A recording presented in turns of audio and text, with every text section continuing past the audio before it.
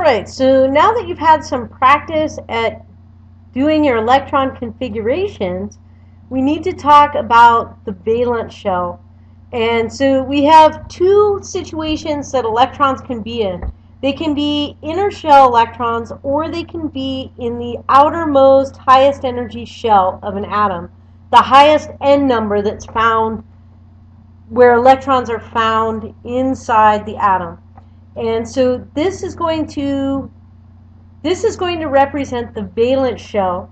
And so the valence shell, the outermost highest energy shells that are available within the atoms, contain only the s and the p orbitals. So in the valence shell, or the outermost shell, you could have a maximum of 8 electrons that are present within the valence shell. These electrons are held more loosely, and because they're the farthest away from the nucleus of the atom, and they're the most important in determining an element's properties.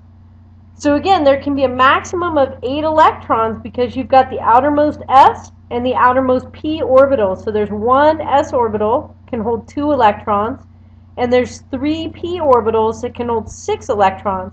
So there's a total of 8 possible electrons that can be held within these orbitals in the valence shell. So when you're doing your electron configurations, to find the valence shell electrons, you have to find the largest N number in the electron configuration. And you may have multiple s and p orbitals in the electron configuration if it's a very big atom and has a lot of electrons.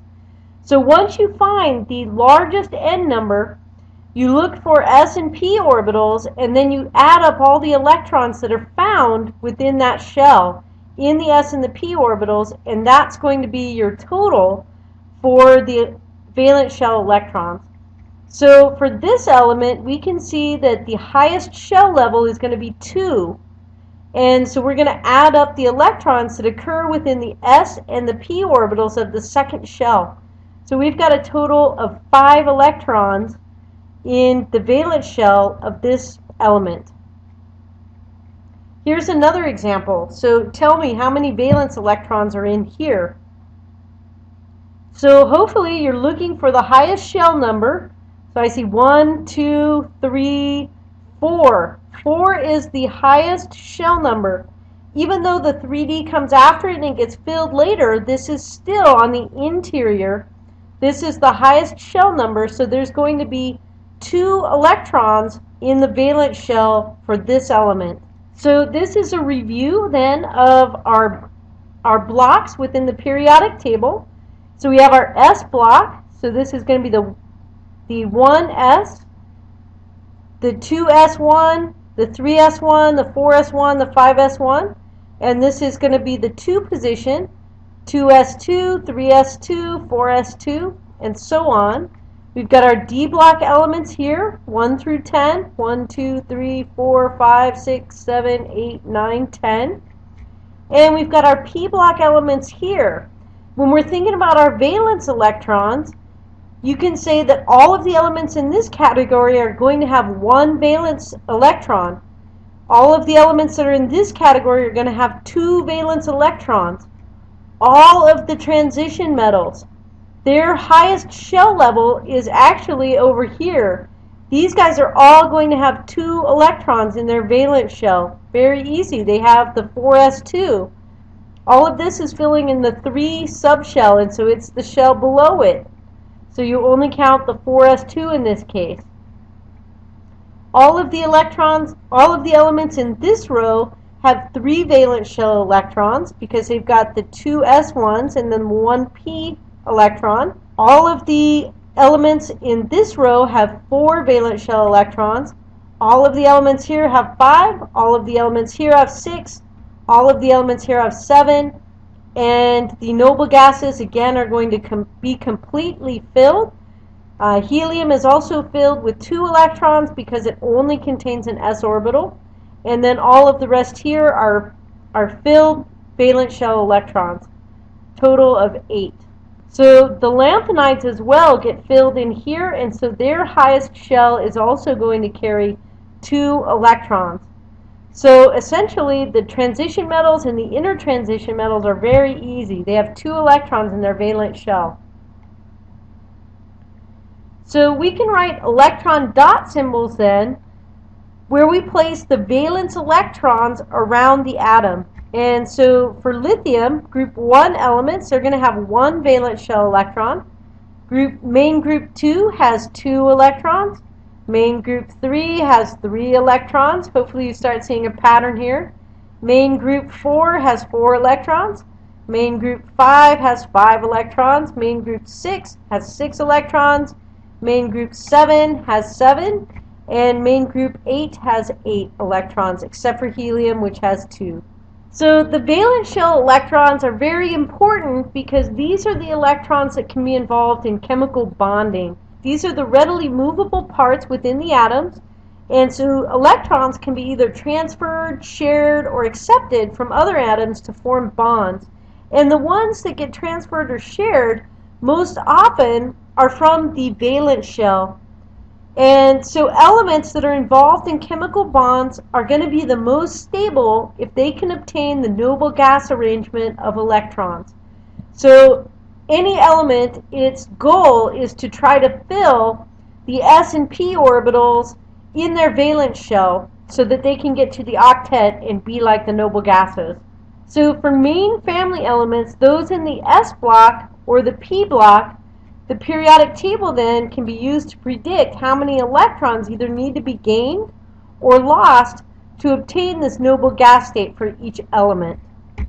So the metals over here, it's easier for them to reach the noble gas phase or the noble gas state of electron configuration if they lose electrons. So they would have to gain 7 to get to the noble gas state over here, but they only have to lose 1 to get to the previous noble gas state. So if they lose 1, they drop down to only having the 3 shell electrons, and they would be full like the previous noble gases.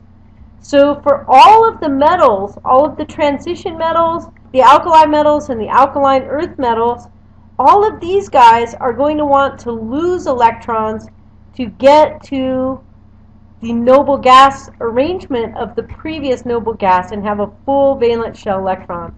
Group 3 family elements also typically choose to lose the electrons to get to the noble gas state.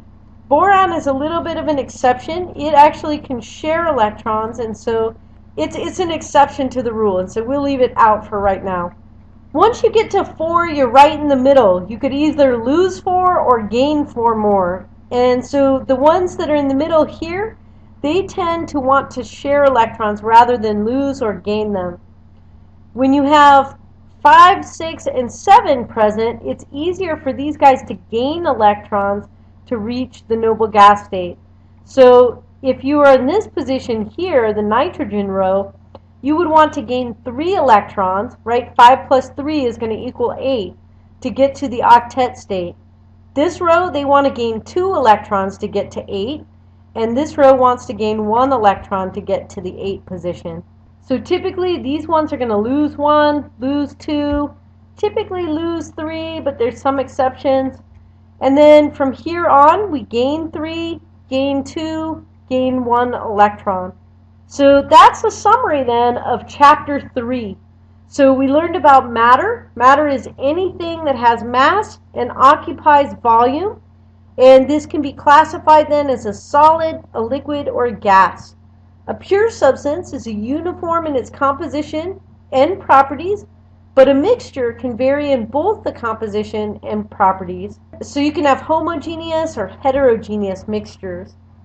Elements are fundamental substances then that cannot be chemically changed into anything simpler, at least not easily, and so that typically does not occur in nature unless the element is radioactive and it decays over time. So this is a general fundamental rule that we will follow, but just note that it's not quite always true. A chemical compound then can be broken down by chemical change into simpler substances. So as long as there's 2 or more elements that are involved in a bond, like H2O, that substance can be broken down into its elemental forms. Physical properties can be seen or measured without changing the chemical identity of the substance. So phase changes, going from a solid to a liquid or a liquid to a gas, would be a good example of a physical property. So an atom then is the smallest unit of the element that maintains the properties of the element. Atoms are made up of protons, neutrons, and electrons. The protons have positive charge, neutrons are neutral, and the electrons have negative charge. Protons and neutrons are present in the dense, positively charged region that are called the nucleus. The electrons are relatively large distance away from the nucleus and they're dispersed in a cloud. Electrons are very, very small in comparison to the protons and the neutrons and do not contribute significantly to the mass of the atom. So the number of protons that an element contains is called the atomic number, and it's represented by the letter Z. The total number of protons plus the neutrons in the atom represents the mass number, A. So again, the electrons do not play an important role in contributing to the mass because they're so small.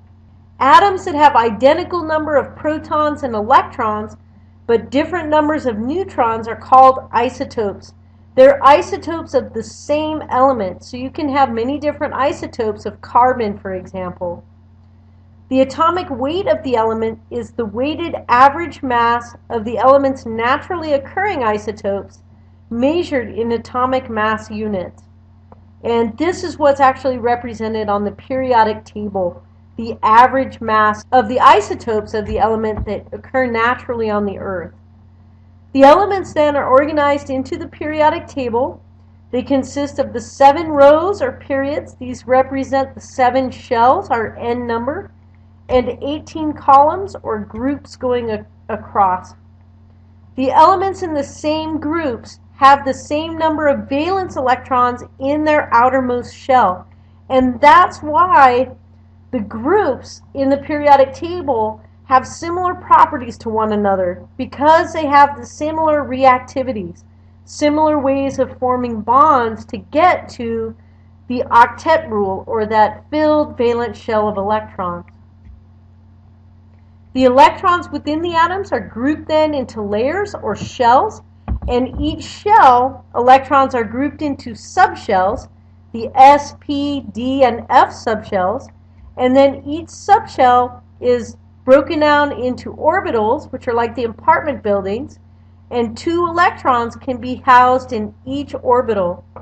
You should remember that the S orbitals are spherical in shape, the P orbitals are dumbbell in shape, and the D and the F orbitals have very strange shapes as well, and they're much harder to visualize because there's so many of them. So you only need to be familiar with the shapes of the S and the P orbitals. Remember that each orbital can only hold 2 electrons of opposing spin. So the electron configuration then of an element is going to be predicted by assigning the element's electrons into their orbitals beginning with their lowest energy levels. So you should be able to calculate and figure the electron configuration for any element within the periodic table. And then these are just some key words that you should be familiar with from this chapter.